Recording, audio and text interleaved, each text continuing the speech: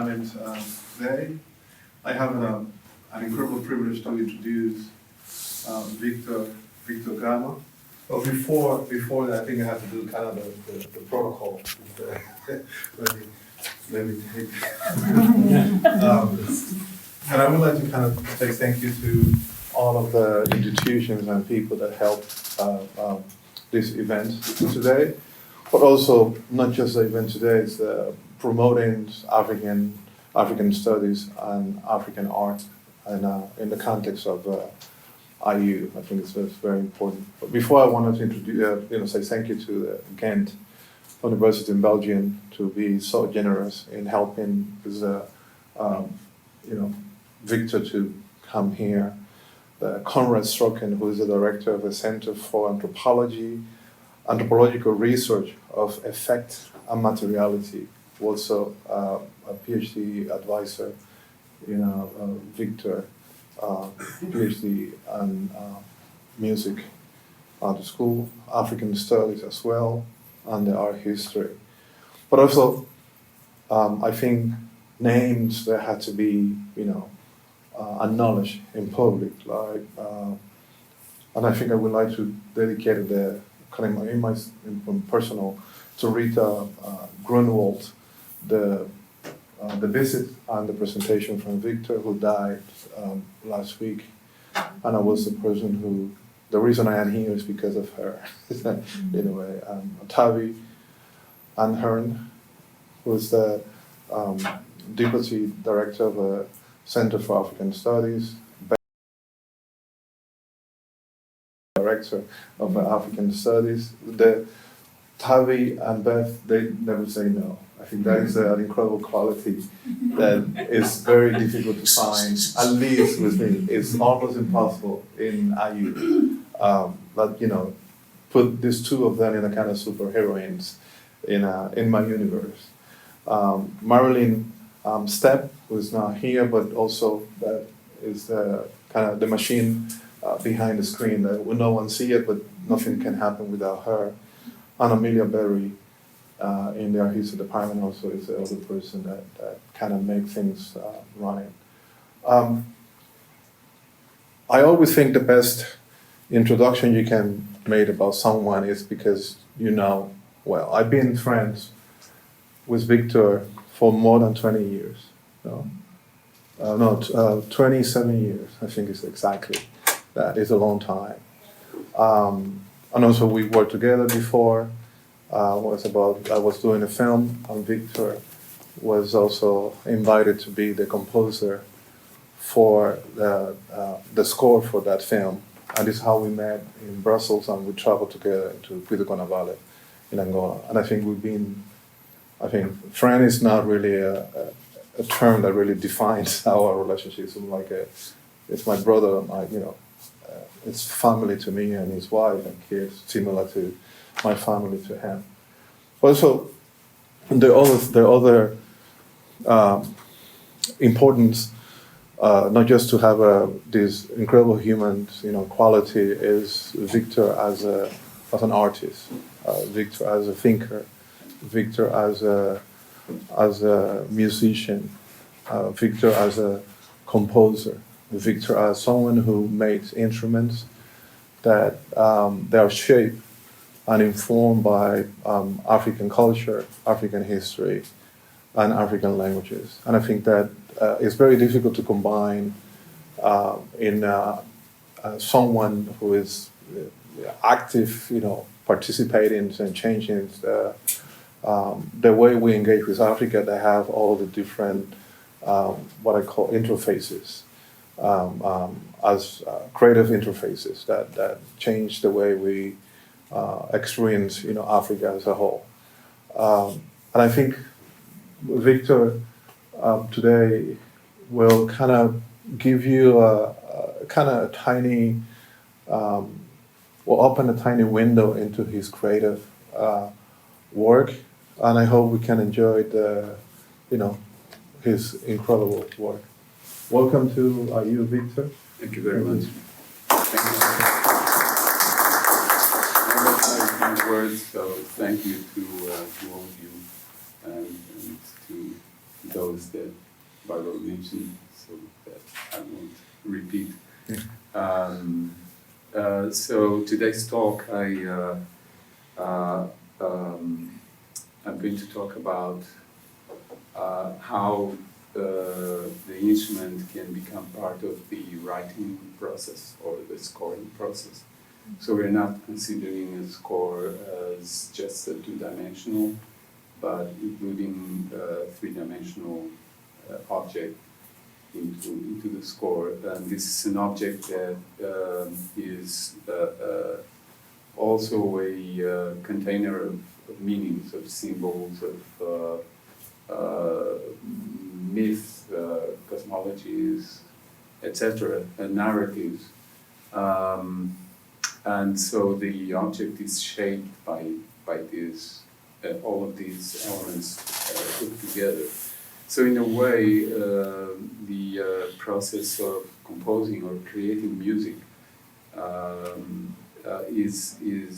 it starts before an instrument is created, and the creation of the instrument evolves during the gathering of all of these elements that then are going to shape the design of the instruments.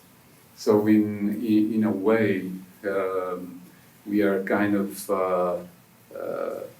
working with a new variable or new variables, which are the design of the instrument, but also when you want to build an instrument in the 21st century, you're bound to use 21st century technologies. And these technologies are mostly digital technologies, and they generate new parameters. And these parameters are also variables. So we've got an instrument that has many more variables that can, be additional to the scoring, to the usual scoring. And here, we can connect all of these ideas into also, or this process of creating the instrument into then scoring in two-dimensional. So in the usual, what we use from Western culture.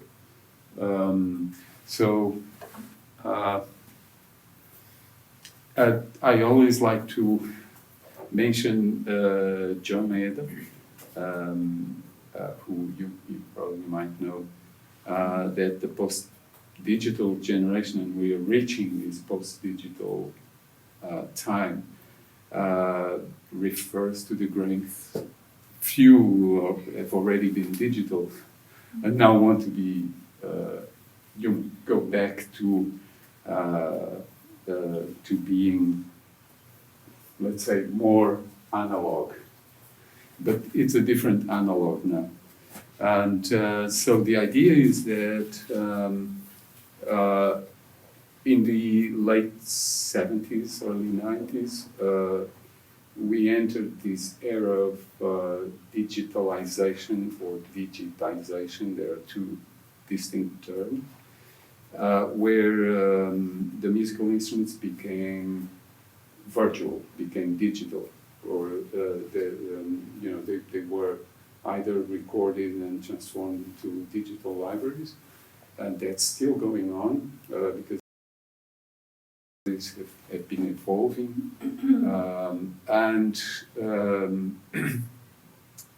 or by synthesis, different types of synthesis, and so the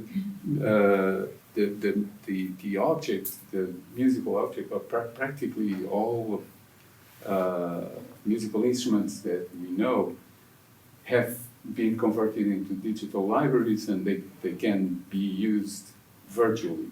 So a lot of music nowadays is actually made digital, resorting to either digital library of synthesis or other means. But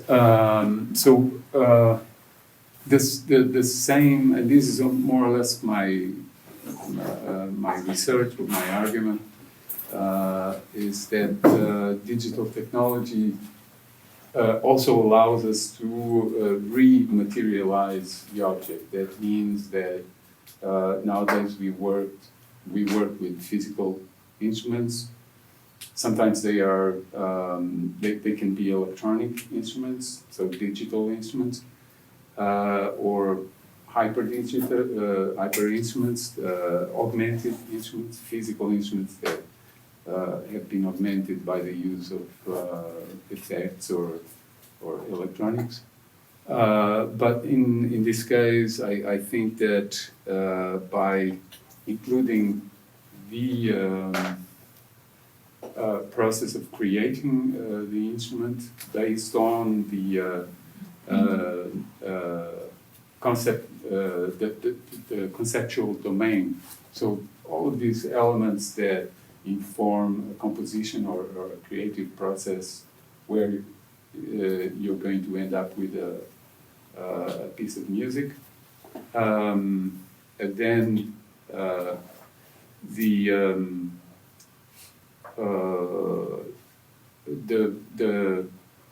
this rematerialization is going to lead to a totally new object. And this object is going to be a guide or a mediator into a new territory of music or creative opportunities.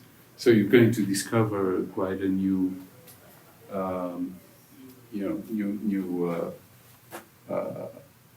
possibilities in music. So we might ask, why more instruments? We have so many instruments already, but this is where we are going into what are musical instruments really? Where do they come from? What's their role? What has been their role initially? Because we see that they, in the very beginning, they were more associated into trying to connect with nature's forces, energies, divinities. And so music offers a power of transformation. And by the way, this is a detail of a prehistorical painting, or a drawing, on the in the Trois Frères caves in France. And what you see in one of, well, it's a hunting scene, but what you see in a corner,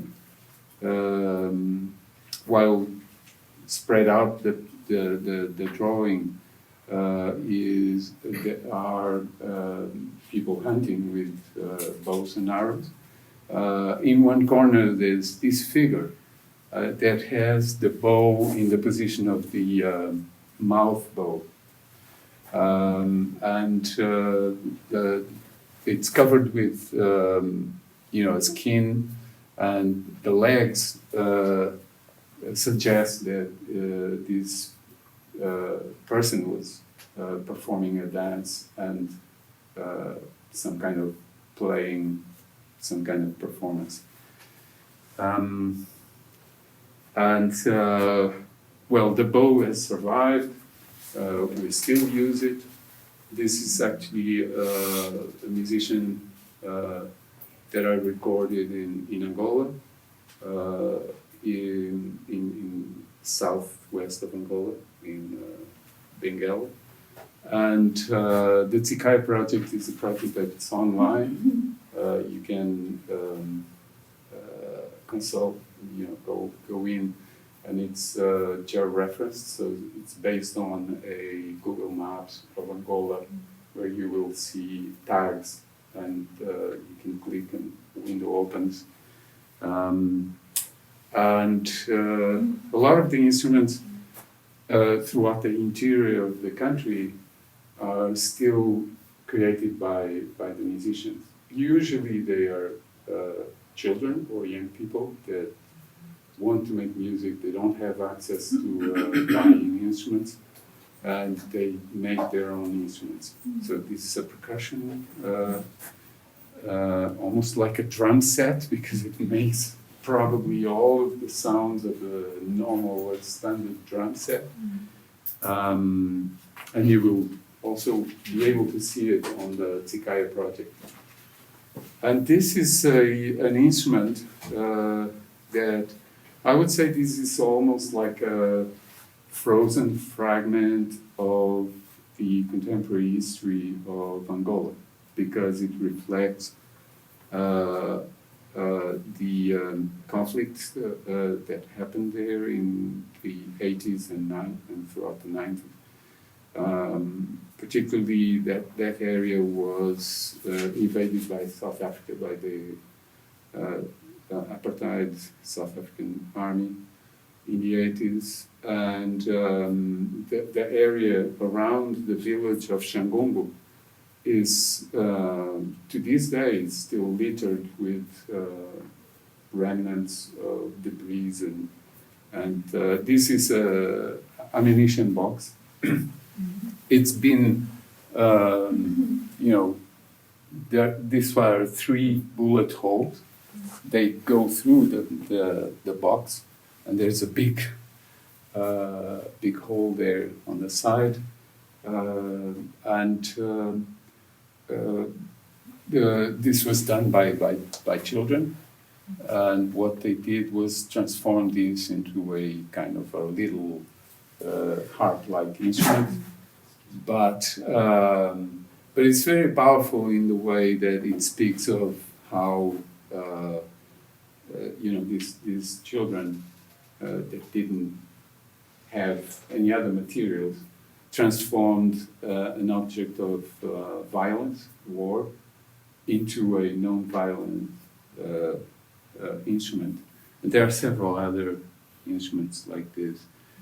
So going back to that 21st century technologies, these are technologies that are being used commonly already for more than probably 20 years by most of the big industries, which are 3D modeling, CNC, numerical control machines, laser cutters, 3D printers, and so all kinds of softwares that can help us build all kinds of geometries. And it's very, it allows any object to evolve much quicker than 100 years ago or 50 years ago. So the idea is that the instrument is an object that's a container of meanings, and the meanings define the form. So what you put inside this initial black box is going to define the meanings. And here we go, and I should refer that my guide into this area is Barbara, but because Barbara has been doing research in Angola, in the north of Angola, for more than 25 years, probably. And so here we go into the cosmology of cosmology, yeah. Of the Central African civilization that was there before the Europeans arrived, and it's still there, but kind of, emerging now, probably, somewhat. And but I believe that this is really like a universal concept. Everything in the universe is going around in circles, basically. And what this represents is that we've got a fractal of circles. Our existence is our bodies are made of cells, made of atoms, molecules, and everything is going around, and all life is going around this circle. And what this represents is that we live a material life from here up, and from this line down, we live a spiritual. We become ancestors. We are born into this world, go back to where we came from, and then we come back again. So it's also known as the 4 moments of the sun, and the rotation represents the direction of the sun, right? It's going counterclockwise. But in music, this is very evident in African music. You see repetitions, but multiple repetitions, because within we have 4 circles here, which in fact they represent one circle rotating around this bigger circle. But within this circle, there's another circle rotating inside it, and so this goes on and repeats itself in a fractal way. And then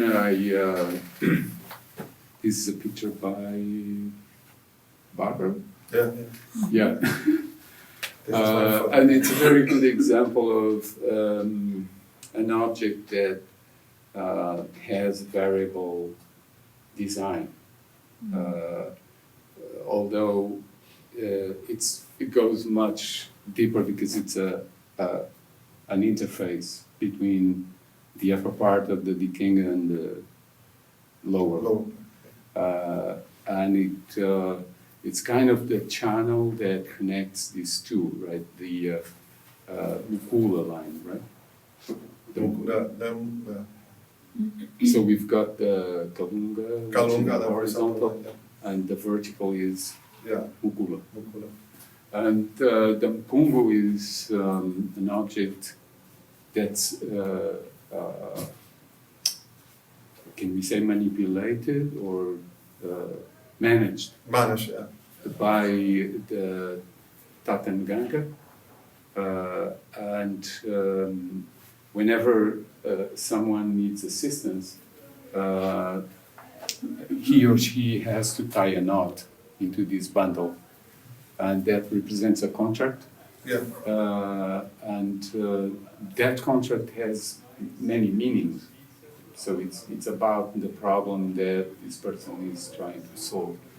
And so here you can see that this bundle is going to take different shapes, and it's being metamorphosed constantly as there are more interactions with the object.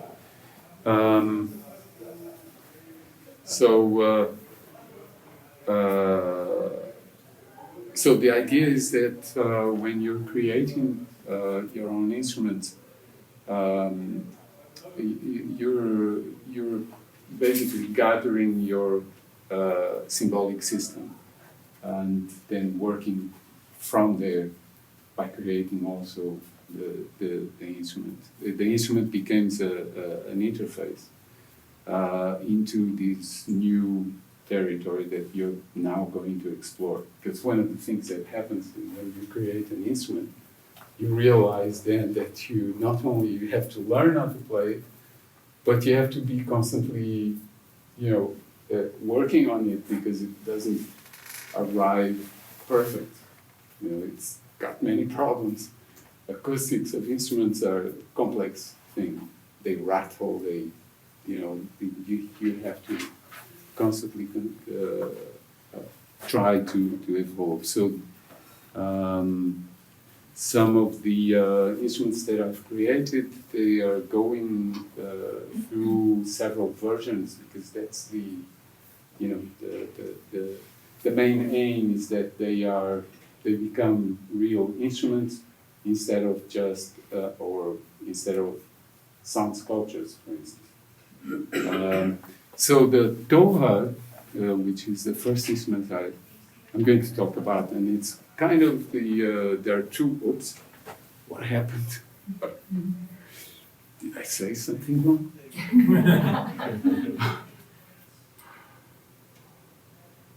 No, it crashed. Okay, let's try again. Oh yeah, here it is. So these two instruments are kind of the instruments that are the practical side of this PhD in the arts. I didn't mention that because that's what I'm doing at Ghent University in conjunction with Kasken Conservatory, which is the both-end the College of Arts and at Ghent. They are under the same umbrella as Ghent University. And they have quite a good department. It's a whole building of musical instrument building. It's one of the most important in Europe, at least. And so that's what I'm focusing on these two instruments, although there are several other instruments. And I visited the Namib and the Kunene quite frequently since the 90s. And there are these amazing nests of sociable weaver birds. So they build these nests together. There are probably 200 families of birds here. And not only the nests become very big, but most of these birds, they keep building the nest during the day, or rebuilding it, or trying to maintain it, while others go out and bring food for their chicks. But also we can see that this is an electrical post with lots of lines going, and so they produce a huge sound. It's amazing being there, and it varies throughout the day. And but at that time, these nests were empty in this area of conflict. And you realize that, you know, the first ones to leave an area of conflict are actually, you know, nature. Anyone that can leave first, like, and the birds, usually they migrate to other parts. A lot of, you know, that even the big animals like giraffes, zebras, elephants, lions that existed in that area, hyenas and etc., left to Namibia at that time. Some were even taken by South African zoologists and people who managed. So I started designing an instrument to, you know, metaphorically call out the birds back. And in a way I was doing this, I was kind of evoking their spirit. That's why I call the toha totem harp. There is a totemic kind of association here. And then I tried to find a base, and the idea at first was to build an instrument where the lines, instead of continuing horizontally, they came down to a bass resonator, and there was that top resonator. initially I thought this could be a mechanical instrument with something that would go around plucking the strings mechanically. But then it became, a manual instrument. And that's the first version of the toy, built with gourds from Colombia, that one over here, and a gourd from West Africa. And bamboo, everything was bamboo here also the pegs to tune. But it became very difficult to keep it tuned because they wouldn't, they wouldn't hold for more than 20 minutes or 40 or something like that. So you can see here, this was probably 2000, 2001 or 2. And 2004 at Teatro Eliezer Gaetan in Bogota.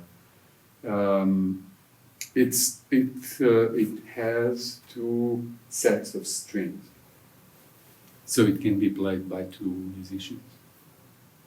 And then later on, through residency at the National Design, they changed names, Institute in the UK, I started designing it in 3D, using 3D modeling, and increased the number of strings. But I had to also design a bridge. So those bridges up here go through the top resonator, while the bottom resonator holds the strings down. A lot of people ask, they see the instrument and they ask, what's this? Are these shells or shark teeth? And I usually say that, oh, they are shark teeth that I myself fished and pulled from. So that's another version of the same instrument. And trying to improve, then there was an opportunity to build a carbon fiber base, a little bit more wider. And then there was a piece written for Kronos Quartet called Rio Kunene, also with instruments.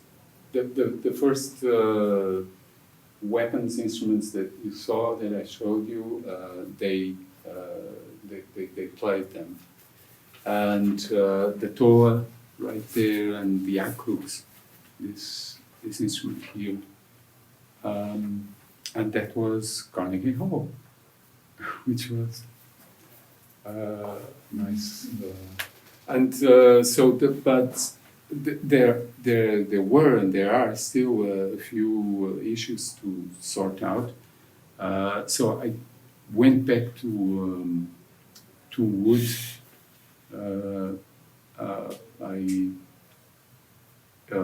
Making a soundboard of wood. Wood works wonders in terms of soundboards. But this is a 3D printed a string bar, which also includes the sleeves for the strings, so that they don't harm the wood. And one of the things that I do is an exhibition that's totally interactive with lots of the instruments that I created and have been developing. And it's no longer the most recent Doha. So the exhibition is many times, and usually that's the purpose, to bring in school children, and so it goes a lot via educational programs from cultural centers, sometimes festivals, and it's been circulating quite a bit. And this is the Acrux. So the Acrux, there's a whole story behind it. I won't go into that because it will take some time. But it's basically focused on the Southern Cross constellation, which you can only see from the Southern Hemisphere. So what you see down here is the Southern Hemisphere, the line of the equator. The soundboard is made of glass, which reflects the transparency of the universe. And then we've got a number of lamella. So this is a lamellophone that are cut by laser, made of spring steel. And the way that we can find the pitch of each one of these lamellas are by simulating using finite element analysis and determining the fundamental frequency at which it vibrates, the first mode of vibration. Then we've got lots of other modes that you can determine. And the soundboard also moves, so the glass also moves. And what happens is that once you start working with this, you end up with two instruments. So you start modeling the instrument in 3D and developing all of the components. Some of them are 3D printed, some of them are cut by laser, some of them are manually done. But when you get to the physical instrument, you realize there's also another instrument behind, which is the virtual instrument, or the digital result of all this development. And a lot of things can be done with this virtual instrument. You can try to sonify some of the parameters, or you can use other processes of synthesizing, try to do physical modeling, spectral modeling, etc. But what happens is that you can change the geometry of the instrument, and so you're kind of dealing with a design that's variable potentially. So the new challenges are at the moment, and because I like to play and perform, I do concerts.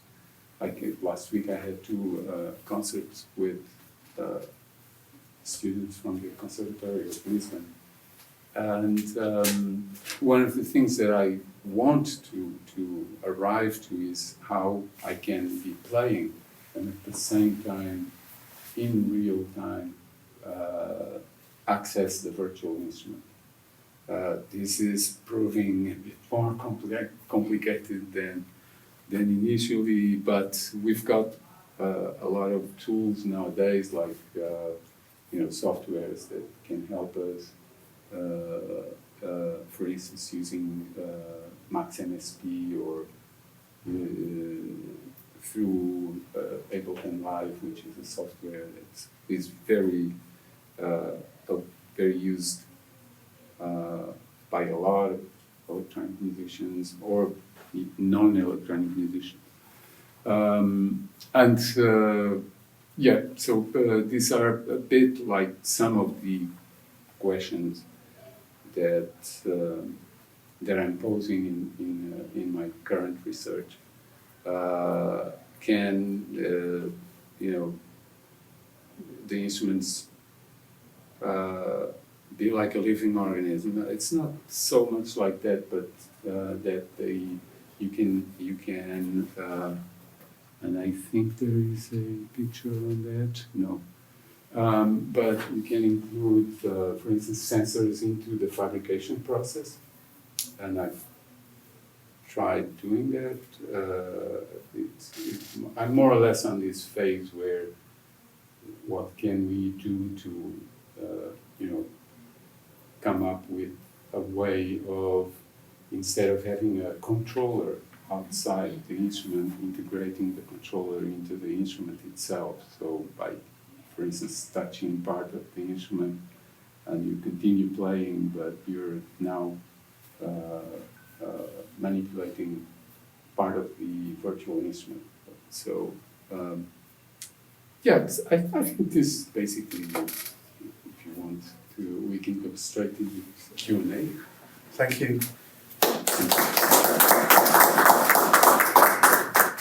Now we can open the floor for any questions. Thank you for your presentation. Can we hear the instrument? Yeah. How it sounds like. Of course. And Victor is an incredible performer. Yeah, he's on top of it. That's when I always forget something, but we do have some sound. And now we It's connected. Yeah, it's connected. Yeah. It might need to be turned up. I'm always fascinated to see where you're going next. And I love this. For me, I think of it as embodying the instrument with the elements that created it, in the way that you're trying to do that, right? Yeah. With uniting the technology within the instrument. I just think it's fascinating. Yeah. And also, during the time you find the music, I've just No, I'd really love to show the music. Now I know that there was a sound. Here it is. Okay. Here is one, and let's go here. Yeah, but we might have to. Is it coming out somewhere? Yeah, it's coming. Okay. It's coming out from here.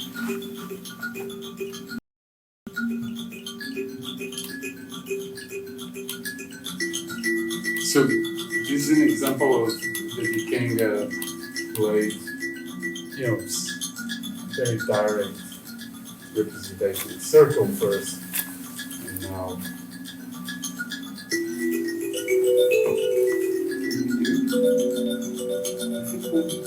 I open the door here, but I'll turn it.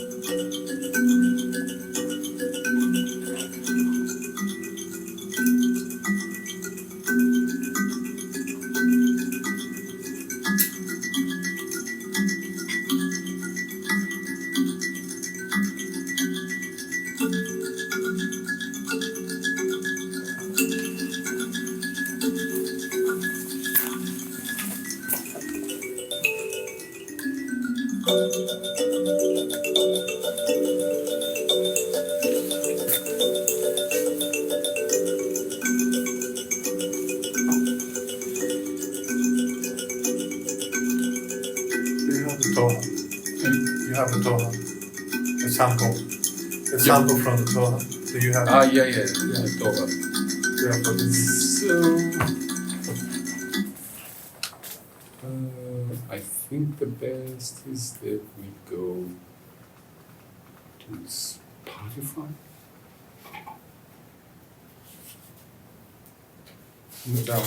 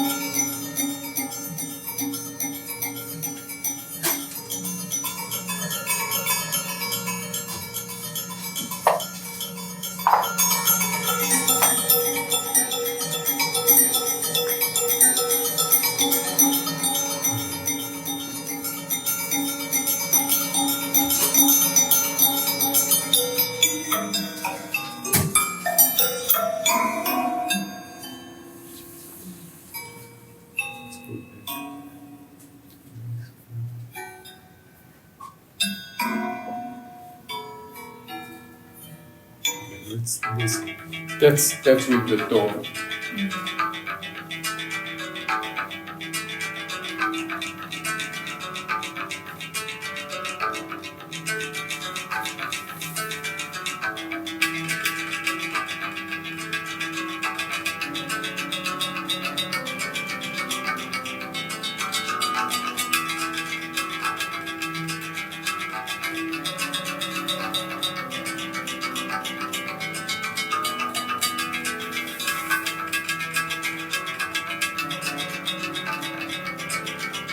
Victor, could you talk about the tower that is in the background of the? Sorry? Could you talk about that the tree to the piece that you just made in this? Oh, the tree. Could you? That's the could you talk a little poetry, bit Your about that? background screen. Yeah, that is in the background in your screensaver. How do we go out from here? Now that you want to go out. Yeah.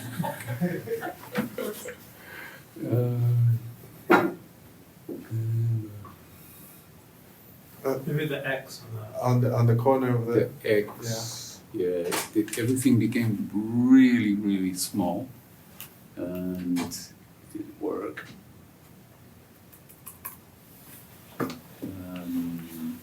Gosh.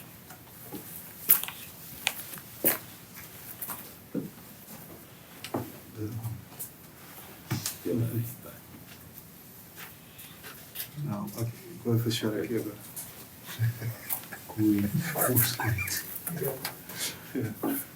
It is tiny. It's that one out, yeah. For Sucre, yeah, that one. Yeah. There. Okay. Could you explain? I'll have to go I think here and Estela would like you to hear that one. Is what I. Yeah, let me go into instruments.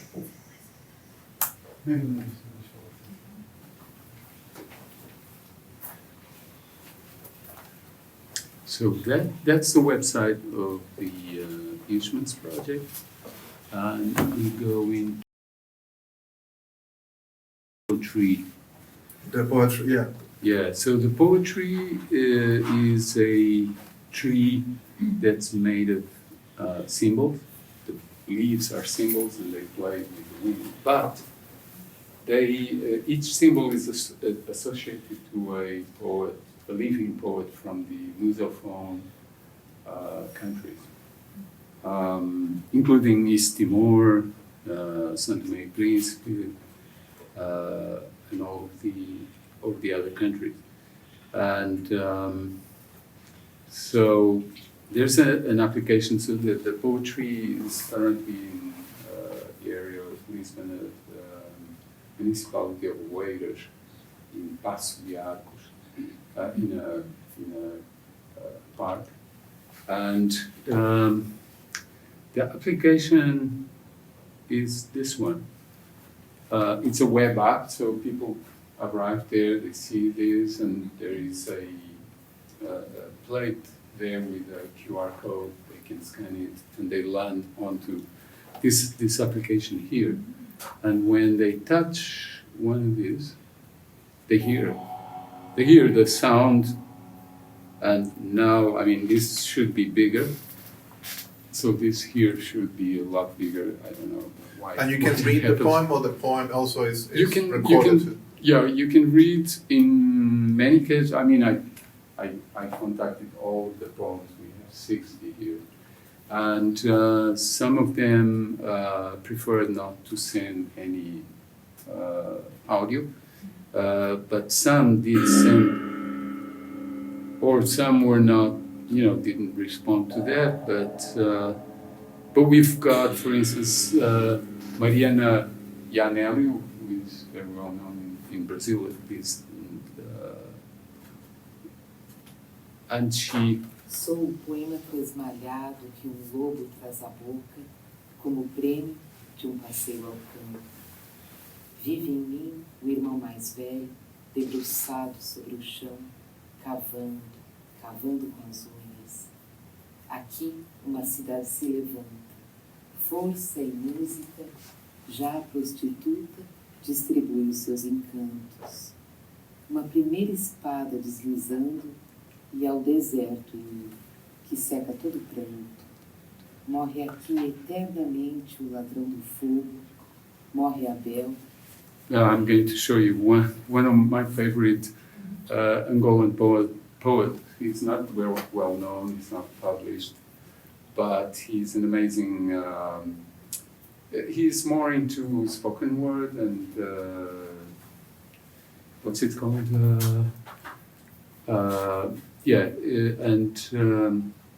He's got this energy and this... Devo partir. Eu devo partir. Ao submisso da estupidez da lógica da vida. Ao convite de um compromisso cujo custo não me lembro de quanto se tratava. Sinto e busco na carne e na alma o suplício deste compromisso que me inclui nos convívios com os cães danados e esmoláricos de uma cidade em que os seus habitantes transformaram-se todos num paladar do óbito e do choro das viúvas e órfãos. Oh, eu mesmo devo partir, pois junto-me em depressão das caravanas das formigas que peripatam em busca dos novos sabores. Well, I don't know how many of you understand Portuguese, but he's basically saying I should go, like I should leave. And it's a very, very subtle but very clear critique of the way the country is being managed. So it talks about, poverty, misery, and Corruption. Yeah. How many Angolan poets there are? We've got about 10 for each country, but some have less. But we've got here, there's one that I also like very much, and all of these poets have amazing personal histories. Jobsi Vitali saw his parents being killed during the war, and yet he's such a generous, amazing. Garganta enriquece sedamentos noturnos. Fogueira evoca os espíritos quando a lente se prolonga esperando a verdade. Mente, quem conhece a história do pescador de palavras? E eu sou o balaio que se estende ao silêncio. Yeah, so that's a sample of. And what is the name of a park in Lisbon? It's in Paço de Arcos. I don't recall the name of the park, but it's by a hotel. So the object, are the cymbals loose? If The the wind cymbals are- moves, does it make sound? Yeah, they touch each other and they make sound. They make this sound. So these ones are actually samples of the real.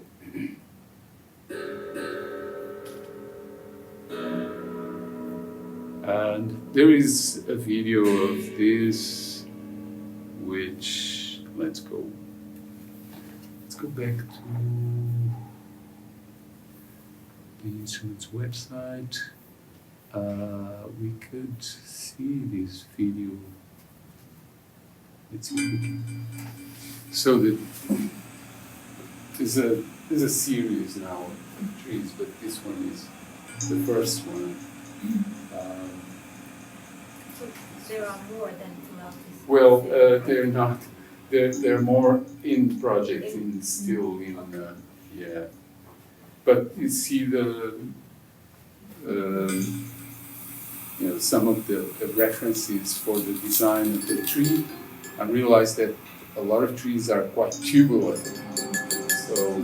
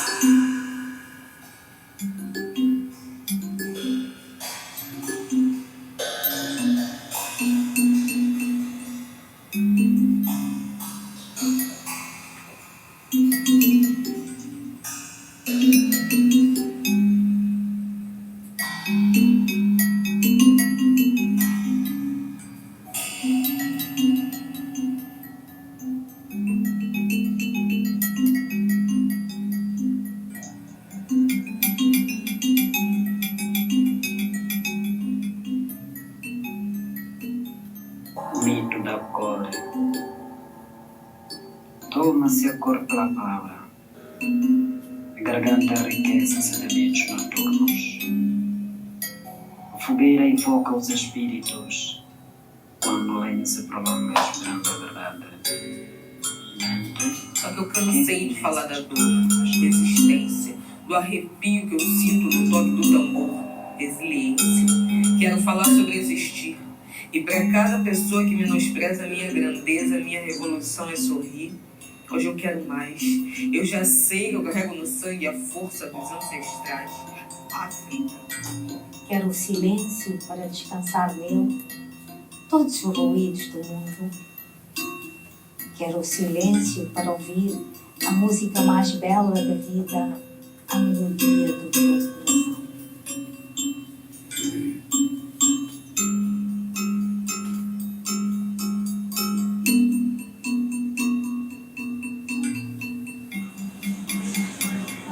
I went to Turkey to source the symbol.